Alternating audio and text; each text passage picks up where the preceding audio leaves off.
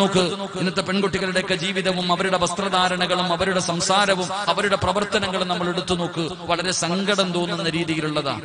എന്റെ പ്രിയപ്പെട്ടവരെ, അള്ളാഹുവിന്റെ റസൂൽ സല്ലല്ലാഹു അലൈഹി വസല്ലമ തങ്ങൾ അവിടെ നിന്ന് പറഞ്ഞു, നിങ്ങളുടെ ഭാര്യമാർ, നിങ്ങളുടെ മക്കൾ അള്ളാഹു നിങ്ങളെ ഏൽപ്പിച്ചിരിക്കുന്ന അമാനത്ത, നാളെ അള്ളാഹു നിങ്ങളോട് അതിനെക്കുറിച്ച് വിചാരണ ചെയ്യുമെന്ന് ആദരവായ പ്രവാചകൻ നബി മുഹമ്മദ് മുസ്തഫ സല്ലല്ലാഹു അലൈഹി വസല്ലം പ്രവാചകൻ അവിടെ നിന്ന് പറഞ്ഞു തരുമ്പോൾ, എന്റെ പ്രിയപ്പെട്ടവരെ, ഇന്ന് നമ്മുടെ വീടിന്റെ അകത്ത് കഴിയുന്ന നമ്മുടെ മക്കളുടെ അവസ്ഥകളെ കുറിച്ച് ചിന്തിച്ചു നോക്ക്. അള്ളാഹുവേ പടച്ചവനെ, വസ്ത്രധാരണങ്ങളെ പോകട്ടെ, നമ്മുടെ മക്കൾ ഇന്ന് തലമറയ്ക്കുന്നത് പോലും അവർക്ക് വല്ലാത്ത ബുദ്ധിമുട്ടായി തോന്നുന്ന ഒരു കാലഘട്ടം. തലമറയ്ക്കാറില്ല. വഅദിന്റെ സദസ്സുകളിൽ വന്നിരുന്നിട്ട് പോലും എന്റെ പ്രിയപ്പെട്ട സഹോദരിമാർ, എല്ലാവർക്കും അറിയാം, പടച്ചവനെ മുടി പുറത്ത് കാണുന്നത് പാപമാണ്, ഔറത്താണ് മുടി പുറത്തിടാൻ പാടില്ല. എന്റെ പ്രിയപ്പെട്ടവരെ, നിനക്കറിയാം, ഒരു പെണ്ണ് അന്യപുരുഷനോട് സലാം പറയാൻ പാടില്ല.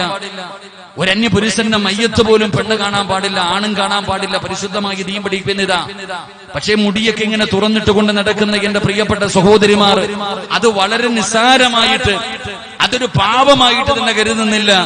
മുടി ഇങ്ങനെ തുറന്നിട്ട് കൊണ്ട് നടക്കുമ്പോൾ എന്റെ പ്രിയപ്പെട്ട സഹോദരിമാരെ, അല്ലാഹുവിന്റെ പ്രവാചകൻ സല്ലല്ലാഹു അലൈഹി വസല്ലമ തങ്ങൾ അവിടെ നിന്ന് പറയുന്നത് നിസ്സാര പാപമല്ല. തലയിലെ മുടികൾ ഇങ്ങനെ തുറന്നിട്ട് കൊണ്ട് നടക്കുന്ന ഉമ്മ, എന്റെ പ്രിയപ്പെട്ട പെങ്ങളെ, നാളെ പടച്ചറപ്പിന്റെ കോടതിയിലേക്ക് നീ കടന്നു ചെല്ലുമ്പോൾ അല്ലാഹു നരകത്തിന്റെ ഒരു തൊപ്പിയാണ് നിന്റെ തലയിൽ വെക്കുന്നത്. അല്ലാഹുവേ, തലച്ചോറ് പോലും ഇങ്ങനെ ഉരുകി ഒലിച്ചു പോവുകയാണ്. അല്ലാഹുവേ, എന്തിന്റെ പേരിൽ തലമറക്കാതെ നടക്കുന്ന പെണ്ണിന് പടച്ചറപ്പ് കൊടുക്കുന്ന ശിക്ഷ ഇതാ. എങ്കിൽ എന്റെ പ്രിയപ്പെട്ട പെങ്ങള്, മഹാനായ നബി മുഹമ്മദ് മുസ്തഫ സല്ലല്ലാഹു അലൈഹി വസല്ലമ തങ്ങൾ 1400 വർഷങ്ങൾക്ക് മുമ്പ് ലോകത്തിന്റെ നേതാവിന്റെ മുന്നിലേക്ക് ഒരു പെണ്ണ് കടന്നു വരികയാണ്. യാ റസൂലല്ലാഹ്, അല്ലാഹുവിന്റെ നബിയേ, എനിക്ക് വേണ്ടി ഒന്ന് ദുആ ചെയ്യണേ നബിയേ. എനിക്ക് അപസ്മാരത്തിന്റെ രോഗമാണ്, വല്ലാത്ത വേദനയാണ് നബിയേ, വല്ലാത്ത പ്രയാസമാണ് നബിയേ, എന്നെ കൊണ്ട് താങ്ങാൻ കഴിയുന്നില്ല നബിയേ. അതുകൊണ്ട് എന്റെ അപസ്മാര രോഗമൊന്ന് മാറാൻ വേണ്ടി ഒന്ന് ദുആ ചെയ്യണേ. അല്ലാഹുവിന്റെ പ്രവാചകന്റെ മുന്നിൽ ഒരു പെണ്ണ് വന്ന് പറയുമ്പോ അല്ലാഹുവിന്റെ പ്രവാചകൻ അവിടെ നിന്ന് പറഞ്ഞു, ഞാൻ ദുആ ചെയ്താ നിന്റെ രോഗം മാറും, പക്ഷേ ഈ വേദന നീ സഹിച്ചാൽ അല്ലാഹു നിനക്ക് സ്വർഗം തരും പെണ്ണ്.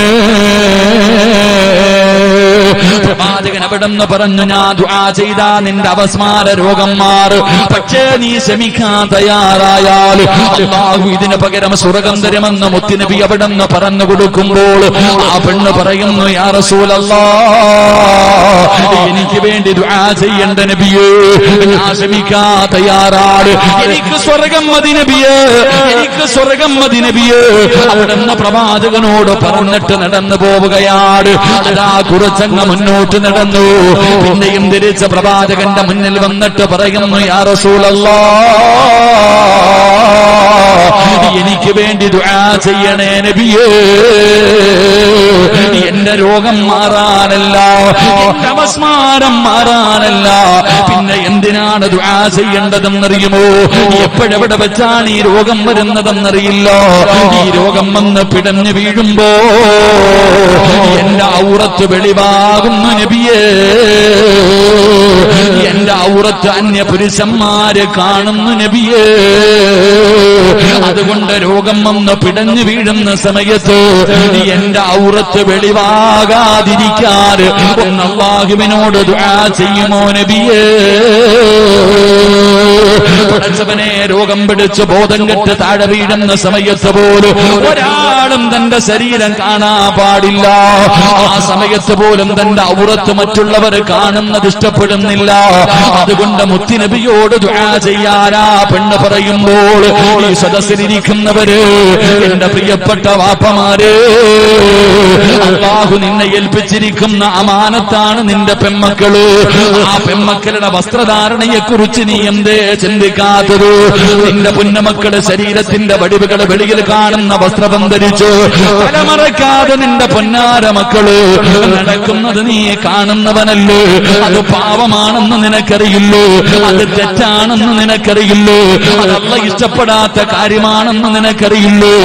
എന്തേ നീ തിരുത്തി കൊടുക്കാത്തത്? അത് നിന്റെ ബാധ്യതയാണല്ലോ.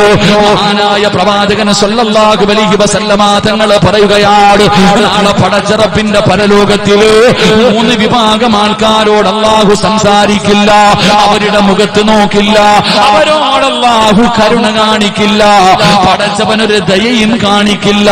പടച്ചവന് തിരിഞ്ഞു നോക്കാത്ത 3 വിഭാഗമുണ്ട്. അത് കള്ളുകുടിയന്മാരല്ല, പലിശ തിന്നുന്നവനല്ല, വിചരിച്ച് നടക്കുന്നവനല്ല, നമസ്കരിക്കാത്തവനല്ല, അഹങ്കാരിയല്ല. അതിലെ 1ാമത്തെ വിഭാഗം ആരെന്നറിയുമോ? സഹാബാ, തന്റെ ഭാര്യയും മക്കളും തെറ്റ് ചെയ്യുന്നത് കണ്ടിട്ട്, തന്റെ ഭാര്യയും മക്കളും തെറ്റ് ചെയ്യുന്നത് കണ്ടിട്ട് അതിന് നിസാരമായി തള്ളിക്കളയുന്ന ഉപ്പാ, നീ നാളെ അള്ളാന്റെ മുന്നില് മറുപടി പറയേണ്ടി വരുമെന്ന് നബി മുഹമ്മദ് മുസ്തഫ സല്ലല്ലാഹു അലൈഹി വസല്ലമ തങ്ങൾ പറയുമ്പോ, പടച്ചവനെ, വാപ്പ ഹാജിയാരാട്, ഹജ്ജ് ചെയ്ത മനുഷ്യനാട്, ഉംറ ചെയ്ത മനുഷ്യനാട്, നമസ്കാരത്തടമ്പുള്ള മനുഷ്യനാട്, പള്ളിയിലെ പ്രസിഡന്റും സെക്രട്ടറിയും ഉയർന്ന സ്ഥാനത്തിരിക്കുന്ന മനുഷ്യനാട്, ജനങ്ങളെ ബഹുമാനിക്കുന്ന വ്യക്തിയാണ്. പടച്ചവനെ, ഉമ്മയുണ്ടല്ലോ, സൗദയും ധരിച്ച് ഹിജാബും ധരിച്ച് കയ്യിലെ തസ്ബീഹും പിടിച്ച് ലാ ഇലാഹ ഇല്ലല്ലാഹ് പറഞ്ഞു നടക്കുന്ന പെണ്ണാ. പക്ഷേ ആ പെണ്ണിന്റെ കൂടെ നടക്കുന്ന പൊന്നാര മകളുണ്ടല്ലോ, അല്ലാഹുവേ, അത് വല്ലാത്തൊരവസ്ഥയാണല്ലോ. മറച്ചിട്ടില്ല, ഔറത്തുകൾ മറച്ചിട്ടില്ല. പടച്ചവനെ, കണ്ടാ സഹിക്കാൻ പറ്റാത്ത രീതിയില് ഇന്നത്തെ നമ്മുടെ പെൺമക്കളുടെ വസ്ത്രദാനമാകുമ്പോ, അപ്പാ, നിനക്കറിയുമല്ലോ, നിന്റെ പൊന്നുമകളുടെ ശരീരം കാണുന്നവളാണല്ലോ. ഉമ്മാ, നീയും ഒരു പെണ്ണാണല്ലോ. 15 വയസ്സുള്ളവള്, 16 വയസ്സുള്ള നിന്റെ പൊന്നാര മക്കള് പടച്ചവനെ വസ്ത്രം ധരിച്ച് നടക്കുന്നത് കാണുമ്പോ, നാട്ടുകാരന് മുന്നിലേക്ക് ഈ വസ്ത്രം ധരിച്ചിറങ്ങിയാൽ പടച്ചവനെ ഒരുപാട് പേരെ നരകത്തിൽ എത്തിക്കാൻ ഇത് കാരണമാണല്ലോ. എന്തേ നീ തിരുത്താത്തത്? എന്തേ നീ അത് തിരുത്തി കൊടുക്കാത്തത്? നാളെ പടച്ചറപ്പിന്റെ മുന്നിൽ കണക്ക് പറയേണ്ടി വരുമെന്ന് പ്രവാചകൻ അവിടെ നിന്ന് പറഞ്ഞു തരുമ്പോ, എന്റെ പ്രിയമുള്ള മാതാപിതാക്കളോട് പറയുകയാ, മക്കളെ വളർത്തേണ്ട രീതിയിൽ വളർത്തണേ. പരിശുദ്ധമായ ദീനുൽ ഇസ്ലാം, അല്ലാഹുവിന്റെ പരിശുദ്ധമായ ഖുർആൻ എടുത്തു നോക്ക്. മക്കളെ വളർത്തേണ്ടത് എങ്ങനെയെന്നറിയുമോ? അല്ലാഹുവിന്റെ ഖുർആൻ പറയുകയാ, 3 സമയങ്ങളിൽ മാതാപിതാക്കളുടെ ബെഡ്റൂമിന്റെ അകത്ത് മക്കള് കയറണമെങ്കിൽ അനുവാദം ചോദിക്കണമെന്ന് അല്ലാഹുവിന്റെ വിശുദ്ധ അല്ലാഹുവിന്റെ ഖുർആൻ എടുത്ത് നോക്ക്. അല്ലാഹു പറയുകയാണ്, 3 സമയങ്ങളില് മാതാപിതാക്കളുടെ ബെഡ്റൂമിന്റെ അകത്ത് മക്കള് കിടക്കണമെങ്കിൽ 3 സമയങ്ങളിൽ മാതാപിതാക്കളുടെ ബെഡ്റൂമിന്റെ അകത്ത് മക്കളെ കയറണമെങ്കിൽ അനുവാദം ചോദിക്കാതെ കയറാൻ പാടില്ലെന്ന് അല്ലാഹുവിന്റെ വിശുദ്ധ ഖുർആൻ, അല്ലാഹുവിന്റെ പരിശുദ്ധമായ ഖുർആൻ പറയുകയാ. 3 സമയങ്ങളിൽ മക്കള് വാപ്പയുടെയും ഉമ്മയുടെയും ബെഡ്റൂമിന്റെ അകത്ത് കയറണമെങ്കിൽ വാതിലി തട്ടി അനുവാദം ചോദിക്കണം. ഏത് മക്കള്? 25 വയസ്സുള്ള മക്കളല്ല, 20 വയസ്സോ 18 വയസ്സോ 15 വയസ്സോ 10 വയസ്സോ ഉള്ള മക്കളല്ല, പ്രായപൂർത്തിയാകാത്ത മക്കൾ. മഹാന്മാര് പറയുന്നു 7 വയസ്സിലാണ് നമസ്കരിക്കാൻ കൽപ്പിക്കേണ്ടത്. അപ്പൊ 7 വയസ്സിന് മുമ്പുള്ളവർ, 7 വയസ്സിനകത്തു പ്രായമുള്ള ചെറിയ കുട്ടികൾ 3 സമയങ്ങളിൽ വാപ്പാടെയും ഉമ്മാടെയും ബെഡ്റൂമിൽ കയറണമെങ്കിൽ വാതിലിന്റെ മുന്നിൽ നിന്ന് അനുവാദം ചോദിച്ചിട്ടേ കയറാൻ പാടുള്ളൂ. അള്ളാഹുവിന്റെ വിശുദ്ധ ഖുർആൻ. അള്ളാഹു നമുക്ക് ഈമാൻ നൽകി അനുഗ്രഹിക്കുമാറാകട്ടെ. ഏതാ ഈ 3 സമയം? 1 സുബഹിക്ക് തൊട്ടു മുമ്പുള്ള സമയം, വെളുപ്പാങ്കാലത്ത്. സുബഹിയുടെ സമയം വെളുപ്പാങ്കാലം. 2 നട്ടുച്ച സമയം. 3 പാതിരാത്രിയിൽ. ഈ 3 സമയങ്ങളിൽ വാപ്പാടെയും ഉമ്മാടെയും റൂമിന്റെ അകത്ത് കയറണമെങ്കിൽ 7 വയസ്സിന് താഴെ പ്രായമുള്ള മക്കൾ അനുവാദം ചോദിക്കണം. എന്തുകൊണ്ട്? എന്റെ പ്രിയപ്പെട്ട സഹോദരങ്ങളെ, സുബഹിയുടെ തൊട്ടു മുമ്പുള്ള സമയം നല്ല ഉറക്കത്തിന്റെ സമയമാണ്. ഒരു മനുഷ്യൻ ഏറ്റവും കൂടുതൽ ഉറങ്ങുന്ന സമയം, എന്റെ ഒരു ബോധമില്ലാതെ ഉറങ്ങുന്ന സമയമാണ് വെളുപ്പാങ്കാല സമയം. നിങ്ങൾ ചിന്തിച്ചു നോക്ക് എന്റെ പ്രിയപ്പെട്ടവരെ, നമ്മളൊക്കെ വീട്ടിൽ കിടന്നുറങ്ങുന്നവരാ. കിടക്കുന്ന സമയത്ത് ഒരു മുണ്ടുടുത്തിട്ടാ കിടന്നുറങ്ങാം. ആണുങ്ങളൊക്കെ ഉറങ്ങുമ്പോ ഒരു മുണ്ടൊക്കെ ഉടുത്തിട്ട് കിടന്നുറങ്ങും. പക്ഷെ രാവിലെ ഉറക്കത്തിൽ നിന്ന് എഴുന്നേൽക്കുമ്പോ ആദ്യം തിരയുന്നത് ആ മുണ്ടെവിടാണ്. ഉടുത്തിയ മുണ്ട് കാണാറില്ല. എന്റെ പ്രിയപ്പെട്ടവരെ, ആ സമയങ്ങൾ ചിന്തിച്ചു നോക്ക്. വാപ്പ മുണ്ടില്ലാതെ റൂമിന്റെ അകത്ത് ഉറങ്ങാൻ, സുബഹിക്ക് തൊട്ടു മുമ്പുള്ള സമയം വാപ്പ മുണ്ടില്ലാതെ റൂമിന്റെ അകത്ത് കിടന്ന് ഉറങ്ങുകയാണ്. ഉമ്മയുടെ ധരിച്ചിരിക്കുന്ന വസ്ത്രങ്ങളും ഔറത്ത് തുറന്നു കിടക്കുകയാ. അറിയാതെ നല്ല ഉറക്കത്തില. ആ സമയത്ത് ചെറിയ മക്കള് വീടിന്റെ റൂമിന്റെ അകത്ത് കയറി വന്നാൽ പെൺമക്കള് വാപ്പയുടെ ഔറത്ത് കാണും, ആ മക്കൾ ഉമ്മയുടെ ഔറത്ത് കാണും. കണ്ടെന്ന് പറഞ്ഞു ഒന്നും സംഭവിക്കാറില്ല. 7 വയസ്സിന് താഴെ പ്രായമുള്ള മക്കള് വാപ്പയുടെയും ഉമ്മയുടെയും ഔറത്ത് കണ്ടെന്ന് പറഞ്ഞിട്ട് ഒന്നും സംഭവിക്കാറില്ല. എന്നിട്ടും അള്ളാഹു പറഞ്ഞു കാണാൻ പാടില്ല. സ്വന്തം മാതാപിതാക്കളുടെ ഔറത്ത് പോലും ഈ ചെറിയ മക്കള് കാണാൻ പാടില്ല. എന്തുകൊണ്ട്? കണ്ടാൽ അവര് വളർന്നു വരുമ്പോൾ അവരുടെ ജീവിതത്തിൽ അത് ബാധിക്കാൻ സാധ്യതയുണ്ട്. അത്രയും സൂക്ഷ്മതയാ വേണ്ടത്. സ്വന്തം മാതാപിതാക്കളുടെ ഔറത്ത് പോലും പ്രായപൂർത്തിയാകാത്ത മക്കള് കാണാൻ പാടില്ല എന്ന് അള്ളാഹുവിന്റെ വിശുദ്ധമായ ഖുർആൻ പറയുമ്പോ, ഇന്ന് നമ്മുടെ വീടിന്റെ അകത്ത് നടക്കുന്ന രംഗമെന്താ? അള്ളാഹുവെ, ഇംഗ്ലീഷ് പടം കാണുന്നത് ഒരുമിച്ചിരുന്ന പ്രായപൂർത്തിയായ മക്കളും വാപ്പായും ഉമ്മായും കൂടെ ഒരുമിച്ചിരുന്ന് അരപ്പാവാടയിട്ട് ആടുന്നവരുടെ ആട്ടം വരെ കാണുന്ന കാലമാ. അള്ളാഹു നമുക്ക് ഈ നൽകി അനുഗ്രഹിക്കുമാറാകട്ടെ. അപ്പൊ മക്കളെ എങ്ങനെ വളർത്തണം? ചുമ്മാതെ വളർത്തിയ സ്വർഗം കിട്ടൂല. പെൺകുട്ടികളെ വളർത്തേണ്ട രീതിയിൽ വളർത്തണം. അങ്ങനെ വളർത്തി വിവാഹം കഴിച്ചു കൊടുക്കുമ്പോഴാ സ്വർഗം കിട്ടുക. അല്ലാതെ ഇറച്ചിക്കോടിയെ വളർത്തുന്ന പോലെ വളർത്തിയിട്ട് അറുത്തിരുന്ന പോലെ അല്ല. അങ്ങനല്ല, വളർത്തേണ്ട രീതിയിൽ വളർത്തണം. പെൺമക്കൾക്ക് വളർത്തേണ്ട രീതിയിൽ അവർക്ക് അനുസരണ, ദീന്, ലജ്ജ ഇതൊക്കെ പഠിപ്പിച്ചു കൊടുക്കണം. എങ്ങനെയാണ് പെൺമക്കളെ വളർത്തേണ്ടത്? എന്റെ പ്രിയമുള്ള സഹോദരങ്ങളെ, നിങ്ങൾ ചോദിക്കുമല്ലോ, ഉസ്താദെ, ഞങ്ങൾ എത്ര പറഞ്ഞിട്ട് ഞങ്ങളെ മക്കൾ അനുസരിക്കുന്നില്ല, എത്ര പറഞ്ഞിട്ട് ഞങ്ങളുടെ മക്കൾ അനുസരിക്കുന്നില്ല? എന്റെ പ്രിയപ്പെട്ടവരെ, എല്ലാവർക്കും അറിയാം, ആണിനും പെണ്ണിനും അറിയാം. നിങ്ങൾ ഇന്ന് ഞാൻ പറയുന്നു, പെൺമക്കളെ മാത്രം ഞാൻ കുറ്റപ്പെടുത്തുന്നില്ല. പടച്ചവനെ, ഇന്ന് ഉമ്മായും മോളും കൂടെ പോകുന്നത് കണ്ട അല്ലാഹുവേ പടച്ചവൻ, അതൊക്കെ കാണേണ്ട വല്ലാത്ത കാഴ്ചയാ. മത്സരമാണ് രണ്ടുപേരും കൂടെ. എന്റെ പ്രിയപ്പെട്ടവരെ, എല്ലാവരും വഅദുകൾ കേൾക്കുന്നു. മരണവും ഖബറും നരകവും പരലോകവും മഹ്ശറയും സിറാത്തും മീസാനും എല്ലാം വഅദ് കേൾക്കുന്നവരാ. പക്ഷെ എത്ര കേട്ടിട്ട് നമ്മുടെ ഹൃദയത്തിന്റെ അകത്ത് മാറ്റം വരുന്നില്ല, നന്മ ചെയ്യാൻ കഴിയുന്നില്ല. കരിങ്കല്ലുപോലെ നമ്മുടെ ഹൃദയങ്ങൾ അല്ലാതെ കട്ടിയായി പോയി. എന്തുകൊണ്ട് സഹോദരങ്ങളെ? എല്ലാവരും ഇവിടെ വലിയ വിഷയങ്ങൾ, വരുന്ന വഴിയിലൊക്കെ വലിയ വലിയ പ്രകടനങ്ങൾ. എന്റെ പ്രിയപ്പെട്ടവരെ, എവിടെ നോക്കിയാലും പൗരത്വ ബില്ലിനെ കുറിച്ച് എല്ലാവരും വലിയ ഭയത്തില. എന്തുകൊണ്ട് ഇതൊക്കെ ഉണ്ടായി? കേവലം രണ്ടവന്മാര് കടന്നിട്ടൊരു നിയമം പാസാക്കിയപ്പോ നമ്മളൊക്കെ ഇങ്ങനെ ഭയന്നു കുറയ്ക്കാനുള്ള കാരണം എന്തേ? അള്ളാഹുവിന്റെ പരിശുദ്ധമായ ഖുർആൻ അവിടെ നിന്ന് പറയുന്നുണ്ട്, ലഹറൽ ഫസാദു ഫിൽ ബർരി വൽ ബഹർ. പരിശുദ്ധമായ ഖുർആൻ നമ്മളോട് പറഞ്ഞു തരുന്നുണ്ട്. നമ്മുടെ കയ്യിലിരിപ്പ് കൊണ്ടാ സഹോദരങ്ങളെ. നമ്മൾ തിന്നുന്നത് ഹറാം, ചെയ്യുന്നത് ഹറാം, പ്രവർത്തിക്കുന്നത് മുഴുവനും പാപങ്ങൾ അധികരിക്കുന്നത് കൊണ്ടാണ് ഇങ്ങനെയുള്ള ശിക്ഷകൾ നമ്മളിലേക്ക് കടന്നു വരുന്നത്. എത്ര കൊണ്ടാലും, എത്ര പഠിച്ചാലും, എത്ര കണ്ടാലും എന്തുകൊണ്ട് നമുക്ക് മനസ്സിലാക്കാൻ പറ്റുന്നില്ല, നമുക്ക് നന്നാകാൻ പറ്റുന്നില്ല? അതിന്റെ ഒരു ഉദാഹരണം എന്തുകൊണ്ടെന്ന് ഞാൻ പറഞ്ഞുതരാം. ഉസ്താദെ, ഞാൻ എന്റെ മകൻ എന്നെ തല്ലുന്നു, എന്നെ ചീത്ത വിളിക്കുന്നു, ഞാൻ പറഞ്ഞാൽ അനുസരിക്കുന്നില്ല, അങ്ങനെ ചെയ്യുന്നു, ഇങ്ങനെ ചെയ്യുന്നു. എന്തേപ്പാ നമുക്ക് നന്നാകാൻ പറ്റാത്തത്? ഇമാം റാസി തങ്ങള് തന്റെ തഫ്സീറിൽ ഒരു ചരിത്രം പറയുന്നുണ്ട്. ഈ ചരിത്രം കേട്ടാൽ തന്നെ മനസ്സിലാകും അതിന്റെ കാരണം എന്താ. എത്ര വലിയ നന്മ കേട്ടിട്ടും നന്നാകാൻ പറ്റാത്തതിന്റെ കാരണം എന്താ? നമ്മുടെ ഹൃദയത്തിന്റെ അകത്തേക്ക് ഇറങ്ങാത്തതിന്റെ കാരണം എന്താ?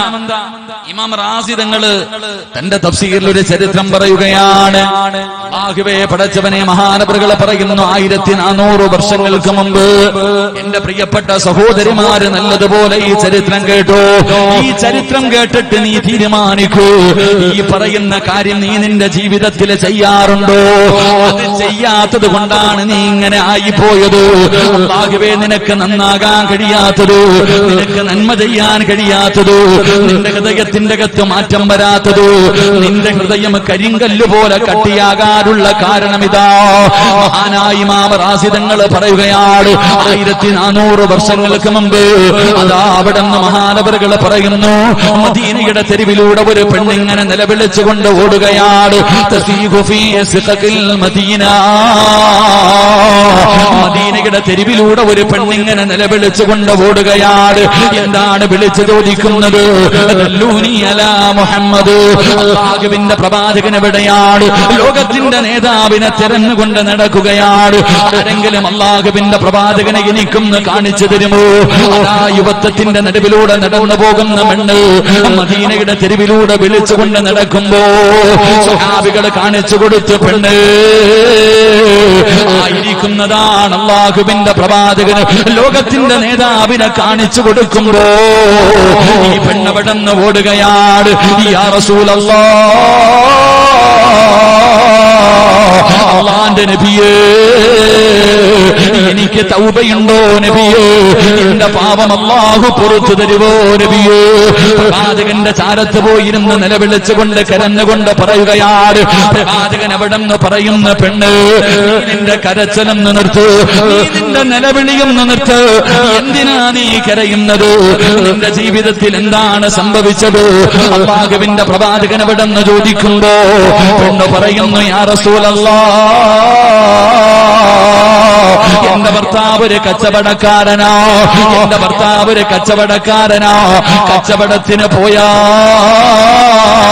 മാസങ്ങൾ കഴിഞ്ഞേ വരാറുള്ളൂ, പോയി കഴിഞ്ഞാൽ ഒരുപാട് മാസങ്ങൾ കഴിഞ്ഞേ വരാറുള്ളൂ. എന്റെ ഭർത്താവ് അങ്ങനെ ഒരിക്കൽ കച്ചവടത്തിന് പോയപ്പോ, ഇന്നീ സനൈതു യാ റസൂലല്ലാഹ്, ഞാൻ വ്യഭിചരിച്ചു നബിയേ, ഞാൻ വ്യഭിചരിച്ചു നബിയേ. അന്യ ഒരു പുരുഷനുമായി ഞാൻ ശാരീരികമായി ബന്ധപ്പെട്ടു നബിയേ. ആ ബന്ധത്തിലൂടെ ഞാൻ ഗർഭിണിയായി. ആ പെണ്ണ് പറയുകയാണ്, ഞാൻ വ്യഭിചരിച്ചു, ആ വ്യഭിചാരത്തിലൂടെ ഞാൻ ഗർഭിണിയായി. ഒരാളോടും ഞാൻ പറഞ്ഞില്ല, എന്റെ കുഞ്ഞിനെ ഞാൻ കൊന്നുകളഞ്ഞില്ല. ഒരാളോടും ഞാൻ പറഞ്ഞില്ല, ഒരാളെയും ഞാൻ അറിയിച്ചില്ല. കാരണം ഭർത്താവ് നാട്ടിലില്ല, മാസങ്ങൾ കഴിഞ്ഞേ വരാറുള്ളൂ. വേറെ ആരും അറിയാതെ ഞാൻ എന്റെ വയറ്റിനിങ്ങനെ ചുമന്നുകൊണ്ട് നടന്നു. അങ്ങനെ 9.5 മാസം കഴിഞ്ഞു. അല്ലാഹുവേ,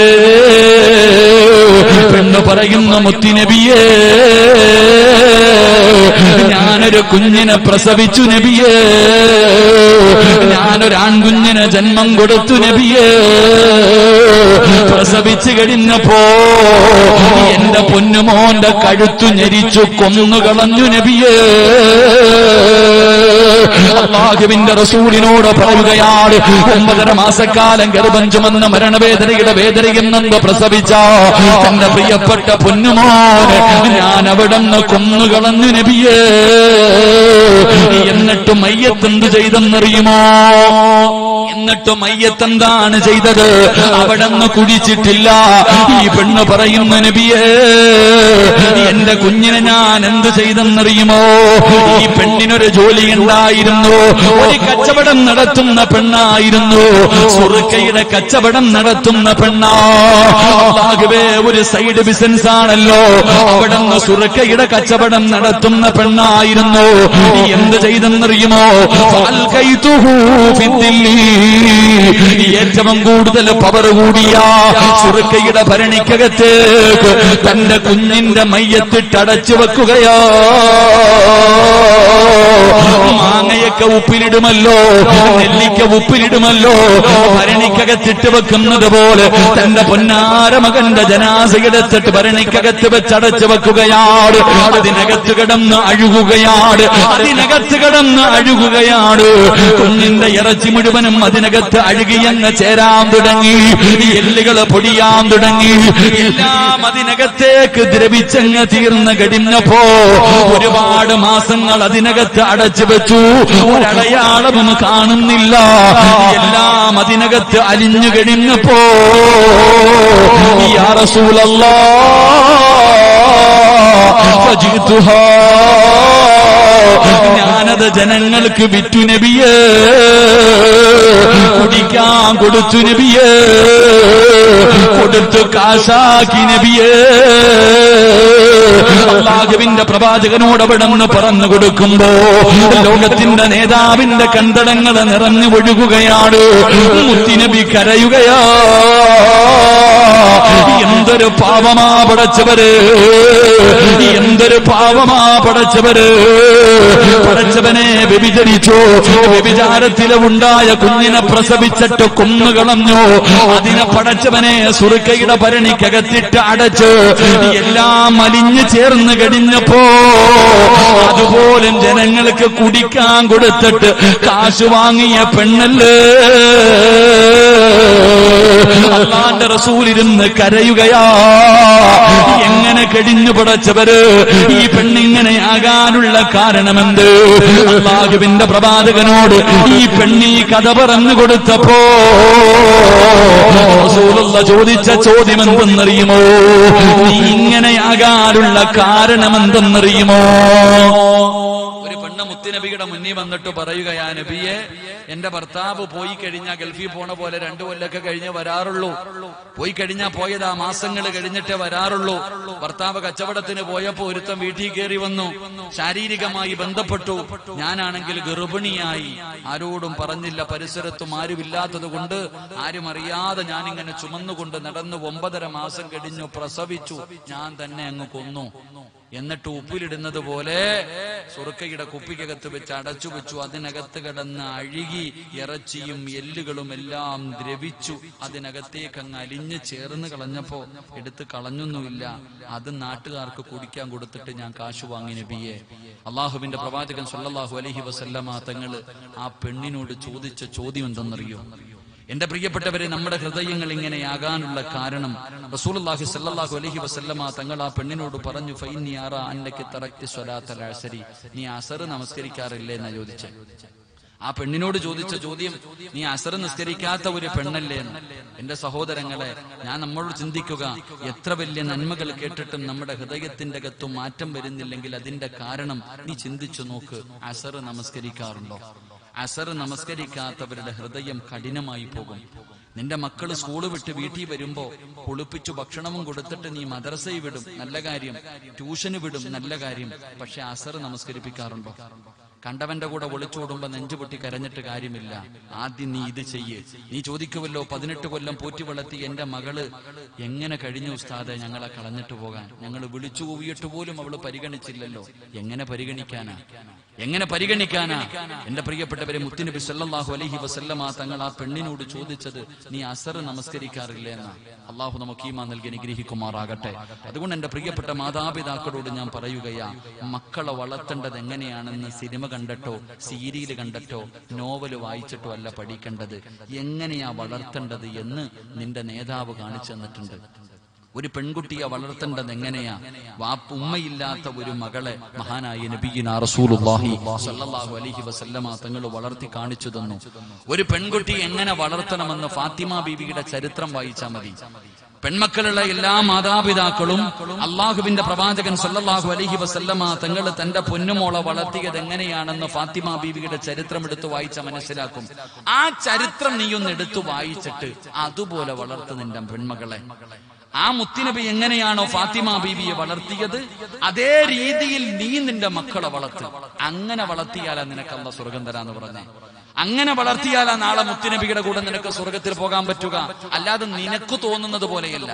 നിനക്ക് തോന്നുന്ന രീതിയിൽ ഏതെങ്കിലും നായികമാരെ കണ്ടിട്ട് അതുപോലെ വളർത്താ അവരുടെ കൂടെ നിനക്ക് പോകാം. മുത്തുനബി തന്റെ പൊന്നുമോളെ വളർത്തിയ രീതിയിൽ വളർത്തിയ മുത്തുനബിയുടെ കൂടെ നിനക്ക് സ്വർഗത്തിൽ പോകാം. അള്ളാഹു നമുക്ക് ഭാഗ്യം നൽകി അനുഗ്രഹിക്കുമാറാകട്ടെ. എന്റെ പ്രിയപ്പെട്ടവരെ, മുത്തുനബി കാണിച്ചു തന്നിട്ടുണ്ട് എങ്ങനെയാണ് ഒരു മകളെ വളർത്തേണ്ടെന്ന്. അതുപോലെ വളർത്തിയാൽ മാത്രം പോരാ. തന്റെ പൊന്നാര മക്കളെ വളർത്തി 18 വയസ്സായി പ്രായപൂർത്തിയായി മക്കൾക്ക് വിവാഹപ്രായമായി. അങ്ങനെ വിവാഹപ്രായമായി എത്തിക്കഴിഞ്ഞാൽ ആ മക്കളെ അനുയോജ്യനായ ഒരു വരനെ കണ്ടെത്തിയിട്ട് വിവാഹം കഴിച്ചു കൊടുക്കണം. അല്ലാതെ ഏതെങ്കിലും പൊട്ടന്റെ കൈ പിടിച്ചു കൊടുത്താൽ സ്വർഗം കിട്ടൂല. നിന്റെ പെമ്മക്കളെ വിവാഹം കഴിച്ചു കൊടുക്കുമ്പോൾ ആർക്ക് കൊടുക്കണം? അള്ളാഹുവിന്റെ പരിശുദ്ധമായ ദീൻ പറയുന്നുണ്ട്. മുത്തുനബി സല്ലല്ലാഹു അലൈഹി വസല്ലമ തങ്ങൾ പറഞ്ഞു, വിവാഹം കഴിച്ചു കൊടുക്കുന്ന സമയത്ത് നീ 4 കാര്യം പരിഗണിക്കണം. തുൽഖുൽ മർഅതു ലി 40, 4 കാര്യങ്ങൾ പരിഗണിക്കണം. മുത്തുനബി അവിടെ നിന്ന് പറയുന്നുണ്ട്, നീ സൗന്ദര്യമുണ്ടോ എന്ന് നോക്കണം. നിന്റെ മകളെ വിവാഹം കഴിക്കുന്ന പയ്യന് സൗന്ദര്യമുണ്ടോ, അവന് സമ്പത്തുണ്ടോ, കുടുംബമഹിമയുണ്ടോ, ദീനുണ്ടോ, 4 നീ പരിഗണിക്കണം. അല്ലാതെ ആർക്കെങ്കിലും പിടിച്ചു കൊടുക്കലല്ല. എന്റെ പ്രിയപ്പെട്ടവരെ, പ്രവാചകൻ എന്നിട്ട് അവിടെ നിന്ന് പറഞ്ഞു, സൗന്ദര്യത്തിനേക്കാൾ, സമ്പത്തിനേക്കാൾ, കുടുംബമഹിമയേക്കാൾ നീ ഏറ്റവും കൂടുതൽ സ്ഥാനം കൊടുക്കേണ്ടത് ദീനിന് നീ പരിഗണന കൊടുക്കണം. എന്റെ പ്രിയമുള്ള സഹോദരങ്ങളെ, ഇന്ന് വാപ്പമാര് തന്റെ പൊന്നാര മക്കളുടെ വിവാഹപ്രായം എത്തിയപ്പോൾ ആലോചന നടത്തും. ദീനൊന്നും ആരും നോക്കാറില്ല, പണം ഉണ്ടോന്നാ നോക്കുന്നത്. കെട്ടുന്നവന് പണം ഉണ്ടെങ്കിൽ ഒന്ന് കെട്ടിയതാണെങ്കിൽ കുഴപ്പമില്ല, ഓന്റെ കെട്ടി കൊടുക്കും. അവൻ എന്തൊക്കെ പോരായ്മയുണ്ടടാ, അവൻ നിസ്കരിക്കുവോ, പള്ളിയിൽ പോകുവോ, അള്ളാഹുവെ പടച്ചവനെ ഭയന്ന് ജീവിക്കുന്നവൻ നോക്കാറില്ല. പണം ഉണ്ടെങ്കിൽ അവന് വിവാഹം കഴിച്ചു കൊടുക്കും, സൗന്ദര്യം ഉണ്ടെങ്കിൽ വിവാഹം കഴിച്ചു കൊടുക്കും, കുടുംബമഹിമ ഉണ്ടെങ്കിൽ പിന്നെ ദീനൊന്നും നോക്കാറില്ല. എങ്കിൽ എന്റെ പ്രിയപ്പെട്ട സഹോദരങ്ങൾ, ഇതെല്ലാം നീ പരിഗണിക്കണം. ദീനിനാണ് നീ മുൻഗണന നൽകേണ്ടത്. ഖുർആൻ ഓതിയതോ ഇതേതെങ്കിലും ഒന്ന് അള്ളാഹു സ്വീകരിച്ചോ എന്ന് ചോദിച്ചാൽ എന്റെ പ്രിയപ്പെട്ടവരെ, നമുക്ക് ഉറപ്പിച്ചു പറയാൻ നമ്മളെ കൊണ്ട് ആരും കൊണ്ടും കഴിയില്ല. പിന്നെ സ്വർഗത്തിലേക്ക് പോകാൻ എന്താണ് നമുക്കൊരു വഴി? ഞാനൊരു എളുപ്പ വഴി പറഞ്ഞിട്ട് ഞാൻ നിർത്താം.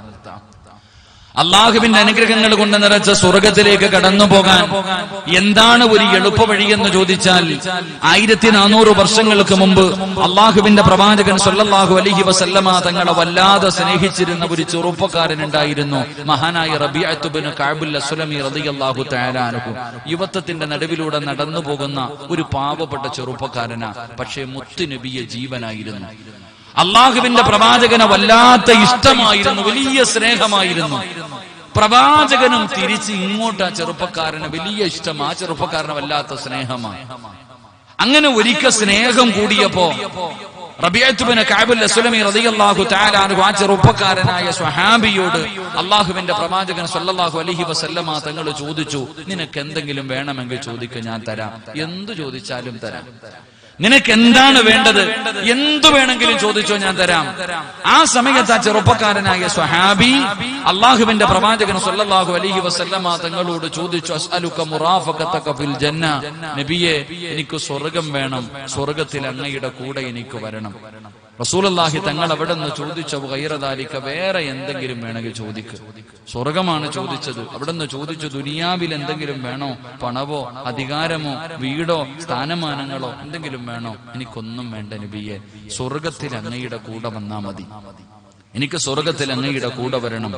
അള്ളാഹുവിന്റെ പ്രവാചകൻ സല്ലല്ലാഹു അലൈഹി വസല്ലമ തങ്ങൾ ആ സ്വഹാബിയോട് പറഞ്ഞു കൊടുത്തു, ഞാൻ വാങ്ങിച്ചു തരാം സ്വർഗം. നിനക്ക് സ്വർഗം വേണമെങ്കിൽ ഞാൻ തരാം. സ്വർഗത്തിൽ പോകണമെന്ന് ആഗ്രഹിക്കുന്ന ആണിനോടും പെണ്ണിനോടും ഞാൻ പറയുകയാ, നിങ്ങൾക്ക് ആർക്കെങ്കിലും സ്വർഗം വേണോ? അള്ളാഹുവിന്റെ പ്രവാചകൻ സല്ലല്ലാഹു അലൈഹി വസല്ലമ തങ്ങൾ പറയുന്നു, ഞാൻ കൊണ്ടുപോകാൻ നിങ്ങളുടെ സ്വർഗത്തിൽ എന്റെ കൂടെ. പ്രവാചകൻ പറയുന്നു, ഞാൻ കൊണ്ടുപോകും നിങ്ങളെ. നാളെ പടച്ചുറപ്പിന്റെ അനുഗ്രഹങ്ങൾ കൊണ്ട് നിറച്ച സ്വർഗമുണ്ടല്ലോ, ആ സ്വർഗത്തിലേക്ക് ഞാൻ പോകുന്ന സമയത്ത് നിങ്ങളെ ഞാൻ എന്റെ കൂടെ കൊണ്ടുപോകാം. ആർക്കാണ് സ്വർഗം വേണ്ടതെന്ന് അല്ലാഹുവിന്റെ പ്രവാചകൻ എവിടെ നിന്ന് ചോദിക്കുകയാ. അതുകൊണ്ട് ഈ സദസ്സിലിരിക്കുന്ന എന്റെ പ്രിയപ്പെട്ട സഹോദരങ്ങളോട് സഹോദരിമാരോട്, നിങ്ങൾക്ക് ആർക്കെങ്കിലും അല്ലാഹുവിന്റെ അനുഗ്രഹങ്ങൾ കൊണ്ട് നിറച്ച പാലരുവികളും തേനരുവികളും ഒഴുകുന്ന പടച്ചുറപ്പിന്റെ സ്വർഗമുണ്ടല്ലോ, ആ സ്വർഗത്തിൽ അല്ലാഹുവിന്റെ പ്രവാചകന്റെ കൂടെ കടന്നു പോകണോ? ലോകത്തിന്റെ നേതാവിന്റെ കൂടെ നിങ്ങൾക്ക് സ്വർഗത്തിന്റെ അനുഗ്രഹങ്ങൾക്ക് നടുവിലൂടെ നടന്നു പോകണോ? അല്ലാഹുവിന്റെ പ്രവാചകൻ അവിടെ നിന്ന് പറയുന്നു, സ്വഹാബാ, ഞാൻ നിങ്ങളെ സ്വർഗത്തിലേക്ക് കൊണ്ടുപോകാം. അല്ലാഹുവിന്റെ പ്രവാചകൻ അവിടെ നിന്ന് ചില വിഭാഗങ്ങൾ പറയുകയാണ്. അല്ലാഹുവിന്റെ റസൂൽ ചില ജീവിതത്തിൽ നല്ല കാര്യങ്ങൾ ചെയ്താൽ ആരെങ്കിലും പ്രവാചകൻ അവിടെ നിന്ന് ചില നന്മകൾ പറഞ്ഞു തരുന്നു. ഈ പറയുന്ന നന്മകൾ ആരെങ്കിലും തന്റെ ജീവിതത്തിൽ ചെയ്താ ഒരു നാളെ പടച്ചവനെ മുത്തുനബിയുടെ കയ്യിൽ പിടിച്ചുകൊണ്ട് അല്ലാഹുവിന്റെ പ്രവാചകന്റെ അതിഥിയായി സ്വർഗത്തിലേക്ക് കടന്നു പോകാനുള്ള ഭാഗ്യമാണ്. പ്രവാചകൻ അവിടെ നിന്ന് പറഞ്ഞു തരുമ്പോൾ ഈ പറയുന്ന നന്മകൾ നിങ്ങൾക്ക് ആർക്കെങ്കിലും നിങ്ങളുടെ ജീവിതത്തിലൊന്ന് ചെയ്യാൻ കഴിയുമോ? ഈ പറയുന്ന നല്ല കാര്യങ്ങൾ ജീവിതത്തിൽ ചെയ്യുന്നവർ നാളെ പ്രവാചകന്റെ കൂടെ സ്വർഗ്ഗത്തിൽ ഒരുമിച്ചാണ്. എപ്പോഴെവിടെ വെച്ചാണ് മുത്തുനബിയുടെ കൂടെ കടന്നു പോകുന്നതെന്നറിയുമോ? പടച്ചവനെ, ഇന്ന് നമ്മളത് പറയുമ്പോൾ ചിലപ്പോൾ അത് ഉൾക്കൊള്ളണമെന്നില്ല, പലരും അതിന് തയ്യാറാകണമെന്നില്ല. പക്ഷേ ചിന്തിച്ചു നോക്കണം, എവിടെ നിന്നാണ് നിന്നെ മുത്തുനബി കയ്യിൽ പിടിക്കുന്നതെന്നറിയുമോ? പടച്ചവൻ ഇസ്രാഫീൽ എന്ന് പറയുന്ന മലക്കുണ്ടല്ലോ, ആ മലക്ക് സൂറെന്ന് പറയുന്ന കാകളത്തിൽ ഊതുമ്പോഴാണ് ആകാശത്ത് നിന്ന് പടച്ചവനെ സൂര്യനും ചന്ദ്രനും നക്ഷത്രമല്ല പടച്ചവനെ തലയുടെ മുകളിലേക്ക് വീഴുകയാണ്. അതാ മഴ പെയ്യുന്നത് പോലെ തീമഴ പെയ്യുകയാണ്. ഈ പ്രപഞ്ചം മുഴുവനും തകർന്ന് തരിപ്പണമാവുകയാണ്. ഈ പ്രപഞ്ചത്തിലുള്ള സർവചരാചരങ്ങളും നശിക്കുകയാണ്. ശവപ്പറമ്പ് പോലെ ഈ ദുനിയാവങ്ങ് മാറുകയാണ്. പടച്ചവനെ, അത് കഴിഞ്ഞ് എല്ലാവരും മരണപ്പെട്ടു. രണ്ടാമത് അല്ലാഹു സുബ്ഹാനഹു വ തആല അതാ പടച്ചവനെ ഈ മലക്കിനെ വിടുന്ന റൂഹ് കൊടുക്കുന്നു. ആ മലക്ക് രണ്ടാമതും സൂറെന്ന് പറയുന്ന കാകളത്തിൽ ഊതുമ്പോ ഖബറിന്റെ അകത്ത് നിന്ന് ഭൂമിയുടെ അടിയിൽ നിന്ന് ജനങ്ങൾ മുഴുവനും എഴുന്നേറ്റ് വരികയാണ്. കൊരങ്ങാട് പള്ളിയുടെ ഖബർസ്ഥാനിൽ കൊണ്ടുപോയി ഖബറടക്കിയവർ മുഴുവനും ആ മലക്കതാ സൂറെന്ന് പറയുന്ന കാകളത്തിൽ ഊതുമ്പോൾ ഭൂമിയുടെ അടിയിൽ നിന്ന് എഴുന്നേറ്റ് വരികയാണ്. എങ്ങനെയാണ് കിടന്നു വരുന്നത്? പടച്ചവനെ, ഖബറടക്കിയത് നല്ലതുപോലെ കുളിപ്പിച്ച് സുഗന്ധങ്ങൾ തേച്ച് വെള്ള തുടിയിൽ പൊതിഞ്ഞ് പള്ളിയിൽ കൊണ്ടുപോയി മയ്യത്ത് നമസ്കാരം കഴിഞ്ഞിട്ട് പള്ളിപ്പറമ്പിൽ മനുഷ്യന്റെ കോലത്തിലാണ് ഖബറടക്കിയതെങ്കിൽ നാളെ ഇസ്രാഫീൽ എന്ന് പറയുന്ന മലക്ക് സൂറെന്ന കാകളത്തിലൂതുമ്പോൾ പള്ളിപ്പറമ്പിൽ നിന്ന് ജനങ്ങൾ എഴുന്നേറ്റ് വരുന്നത് ഇതേ രൂപത്തിലല്ല, പല പല വ്യത്യസ്തമായ രൂപങ്ങളിലാണ് കടന്നു വരുന്നത്. അല്ലാഹുവിന്റെ പ്രവാചകൻ അവിടെന്ന് പറയുകയാണ്, പട്ടിയുടെ കോലത്തിൽ, പന്നിയുടെ കോലത്തിൽ, കഴുതയുടെ രൂപത്തിൽ, പേപ്പട്ടിയുടെ കോലത്തിൽ പടച്ചവനെ നടന്നു വരുന്നവർ, ഇടഞ്ഞു വരുന്നവർ, മുഖത്ത് മാംസമില്ലാത്തവർ, കുഷ്ഠരോഗിയെ പോലെ വരുന്നവർ, ഉഹദ് മലയോളം വലിപ്പമുള്ള വയറ് വലിച്ചു കൊണ്ടുവരുന്നവർ, പെന്താരങ്ങളിൽ കൊടികുത്തി വെച്ച് കൊണ്ടുവരുന്നവർ, ഇങ്ങനെ 41 വിഭാഗത്തിലാണ് അല്ലാഹുവിന്റെ പ്രവാചകന്റെ സമുദായം ഖബറിന്റെ അകത്ത് നിന്ന് എഴുന്നേറ്റ് വരുന്നത്. പടച്ചവനെ, ഉമ്മ പ്രസവിച്ചതുപോലെ വസ്ത്രം ധരിക്കാതെ നഗ്നരായിട്ട്, ചെരുപ്പില്ലാതെ എല്ലാവരും പടച്ചവനെ ഭയന്ന് വിറച്ചുകൊണ്ട് ഖബറിന്റെ അകത്ത് നിന്ന് എഴുന്നേറ്റ് വരികയാ. അല്ലാഹുവേ, പടച്ചവനെ, ചെമ്പിന്റെ തറയാണല്ലോ, 15 ലക്ഷം കിലോമീറ്ററുകളോളം മുകളിൽ നിൽക്കുന്ന പടച്ചറപ്പിന്റെ സൂര്യനുണ്ടല്ലോ, ആ സൂര്യനെന്ന് നമ്മുടെ തലയുടെ മുകളിൽ ഒരു ചാണ് മുകളില്, ആ സൂര്യൻ നമ്മുടെ തലയുടെ മുകളിൽ വന്ന് നിൽക്കുകയാണ്. പടച്ചവനെ, അന്നത്തെ ദിവസം നമ്മുടെ തലച്ചോറുണ്ടല്ലോ, നമ്മുടെ ഉമ്മയും നമ്മുടെ ഭാര്യയും അടുക്കളയിലെ ഭക്ഷണം വെക്കുന്ന സമയത്ത് ചോറിങ്ങനെ പാത്രത്തിന്റെ അകത്ത് കിടന്ന് തിളച്ചു മറിയുമല്ലോ, ഇതുപോലെ നമ്മുടെ തലയ്ക്കകത്ത് കിടക്കുന്ന തലച്ചോറുണ്ടല്ലോ, നമ്മുടെ മൂള ഇങ്ങനെ തിളയ്ക്കുകയാണ്. എന്നിട്ട് മുഖത്തുകൂടെ ഒലിച്ചിറങ്ങുകയാണ്. ചെമ്മിന്റെ തറയിലാണ് നിൽക്കുന്നത്.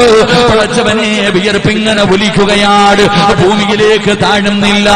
അതാ ജനങ്ങളിങ്ങനെ മുട്ടുവര, അരവര, നെഞ്ചുവര, കഴുത്തുവര് അവൻ ചെയ്ത പാപത്തിന്റെ കണക്കനുസരിച്ചു വിയർപ്പിന്റെ കത്തിങ്ങനെ മുങ്ങിത്താന്നുകൊണ്ടിരിക്കുകയാണ്. ജനങ്ങൾ വിളിക്കുന്നു, യാ വൈലത്താ, യാ ഖസറത്താ, എന്റെ നാശമേ, എന്റെ നാശമേ എന്ന് പറഞ്ഞുകൊണ്ട് സ്വന്തം ഇങ്ങനെ ശപിച്ചുകൊണ്ടിരിക്കുകയാണ്. ഒരാളും തിരിഞ്ഞു നോക്കുന്നില്ല.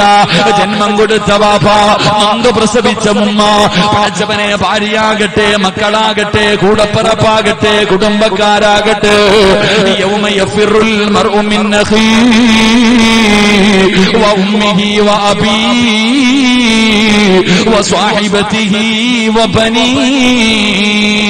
ഒരാളും കണ്ട പരിചയം പോലും കാണിക്കാത്ത ദിവസം, ഒരാളും സഹായിക്കാത്ത ദിവസം, അങ്ങനെ ആരാരും തിരിഞ്ഞു നോക്കാത്ത ദിവസം, അല്ലാഹുവിന്റെ പ്രവാചകന്റെ ചാരത്തേക്ക് കിടന്നു ചെന്നിട്ട് അല്ലാഹുവിന്റെ റസൂലിന്റെ അതിഥിയായിട്ട് മുത്തുനബിയുടെ കൂടെ പടച്ചറബിന്റെ സ്വർഗ്ഗത്തിലേക്ക് കടന്നു പോകണോ? അല്ലാഹുവിന്റെ പ്രവാചകൻ അവിടെന്ന് പറയുകയാണ്, സഹാബാ, നാളെ ഞാൻ സ്വർഗ്ഗത്തിൽ കൊണ്ടുപോകുന്ന ചില ആൾക്കാർ കൂട്ടുകാരുണ്ട്, നാളെ സ്വർഗത്തിൽ അവരെന്റെ കൂടെയാണ്. അല്ലാഹുവിന്റെ പ്രവാചകൻ അവിടെന്ന് പറഞ്ഞു തരുമ്പോൾ ഒന്നാമത്തെ വിഭാഗമാരാ നാളെ പ്രവാചകൻ സ്വല്ലല്ലാഹു അലൈഹി വസല്ലമ തങ്ങളുടെ കൂടെ നാളെ പരലോകത്ത് വെച്ച് മുത്തുനബിയുടെ ചാരത്ത് കടന്നു ചെന്ന് മുത്തുനബിയുടെ കൂടെ സ്വർഗത്തിലേക്ക് കടന്നു പോകുന്ന ഒന്നാമത്തെ വിഭാഗമാരെന്നറിയുമോ? അനസ് റളിയല്ലാഹു തആല അൻഹു റിപ്പോർട്ട് ചെയ്യുന്ന ഹദീസിൽ കാണാം, അല്ലാഹുവിന്റെ പ്രവാചകൻ പറയുകയാണ്, മൻ ആല ജാരിയതൈനി ഹത്താ തബ്ലുഗ ജാഅ യൗമൽ ഖിയാമ. അല്ലാഹുവിന്റെ പ്രവാചകൻ അവിടെന്ന് പറയുകയാണ്, നാളെ പടച്ച റബ്ബിന്റെ പരലോകത്ത് ഒരു മാതാപിതാക്കൾ മുത്തുനബിയുടെ ചാരത്തേക്ക് കടന്നു പോവുകയാണ്. ഈ സദസ്സിലിരിക്കുന്ന ചില മാതാപിതാക്കള് അവർ അല്ലാഹുവിന്റെ പ്രവാചകന്റെ ചാരത്തേക്ക് കടന്നു ചെന്നു. അവർ മുത്തുനബിയുടെ കൂടെ സ്വർഗത്തിലേക്ക് കടന്നു പോവുകയാണ്. അല്ലാഹുവിന്റെ പ്രവാചകൻ പറഞ്ഞു, സ്വഹാബാ, അവര് സ്വർഗത്തിൽ എങ്ങനെയെന്നറിയുമോ? അവര് സ്വർഗത്തിൽ എത്ര അടുത്തെന്നറിയുമോ? പ്രവാചകൻ തന്റെ കൈകളുടെ വിരല് കാണിച്ചിട്ട് പറയുകയാണ്, സഹാബാ, അവര് സ്വർഗത്തിൽ എന്റെ കൂടെ ഇത്ര അടുത്താണെന്ന് നബി മുഹമ്മദ് മുസ്തഫ സല്ലല്ലാഹു അലൈഹി വസല്ലമ തങ്ങൾ പറയുന്നു.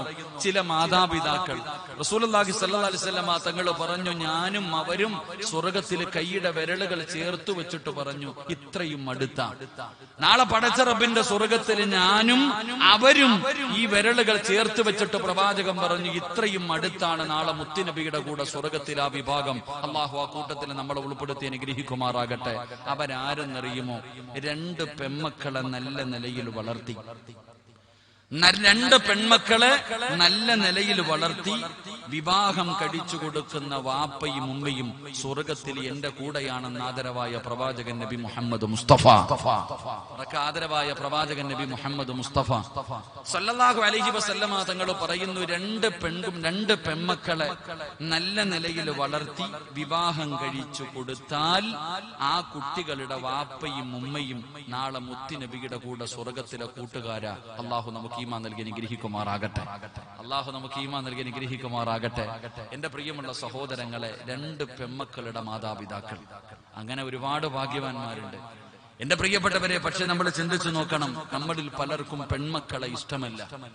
ആദ്യത്തെ കൺമണി ആണായിരിക്കണമെന്ന എല്ലാവരുടെയും ആഗ്രഹം. എല്ലാവർക്കും പെൺകുട്ടികളോടല്ല ആൺകുട്ടികളാകണമെന്നാണ് വല്ലാത്ത മോഹം. സത്യത്തിൽ നമ്മൾ വിചാരിക്കുന്നത് പെൺകുട്ടികൾ വേണ്ട എന്ന അധികം മാതാപിതാക്കളും ഭാര്യ ഭർത്താക്കന്മാരും ആഗ്രഹിക്കുന്നത്.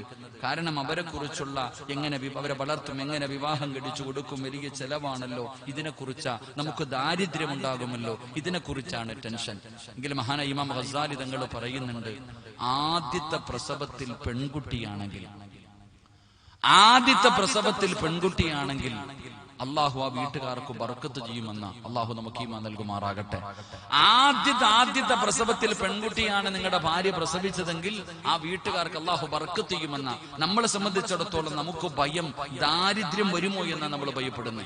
മഹാനായ നബിയന റസൂലുള്ളാഹി സ്വല്ലല്ലാഹു അലൈഹി വസല്ലമ തങ്ങൾ മുത്തുനബിക്ക് പെൺമക്കളോട് വല്ലാത്ത ഇഷ്ടമായിരുന്നു, വല്ലാത്ത സ്നേഹമായിരുന്നു. എന്റെ പ്രിയപ്പെട്ടവർ, അവിടെ നിന്ന് ചരിത്രത്തിൽ കാണാം, ഒരിക്കൽ നബി സല്ലല്ലാഹു അലൈഹി വസല്ലമ തങ്ങൾ തന്റെ സ്വഹാബത്തിന്റെ മുന്നില് നസീഹത്ത് നടത്തിക്കൊണ്ടിരിക്കുക. ഇതുപോലൊരു സദസ്സിൽ ഇങ്ങനെ നസീഹത്ത് നടത്തുകയാണ്. ആ സമയത്ത് ഒരു ചെറിയ ആൺകുട്ടി സദസ്സിലേക്ക് കടന്നു വന്നു. വാപ്പ സദസ്സിലിരിപ്പുണ്ട്. അതാ വാപ്പയുടെ ചാരത്തേക്ക് ആ പൊന്നുമകന് കടന്നു വന്നു. വാപ്പയാണെങ്കിൽ തന്റെ പൊന്നുമകനെ കണ്ടപ്പോൾ കെട്ടിപ്പിടിച്ചൊരു മുത്തം കൊടുത്തിട്ട് പിടിച്ചു മടിയിലിരുത്തി.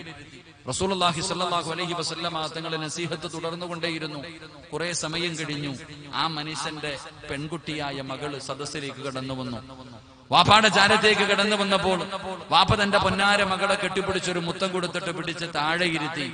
നബി സല്ലല്ലാഹു അലൈഹി വസല്ലമ തങ്ങൾ തന്റെ പ്രഭാഷണം നിർത്തിയിട്ട് ആ സ്വഹാബിയോട് പറഞ്ഞു, ഒന്നുകിൽ മടിയിലിരിക്കുന്ന മകനെ താഴെ ഇരുത്ത്, അല്ലെങ്കിൽ താഴെ ഇരിക്കുന്ന മകളെയും നീ മടിയിൽ കയറ്റിയിരുത്ത്, നീ നീതി കാണിക്കണേ എന്ന് നബിയുനാ റസൂലുള്ളാഹി സ്വല്ലല്ലാഹു അലൈഹി വസല്ലം.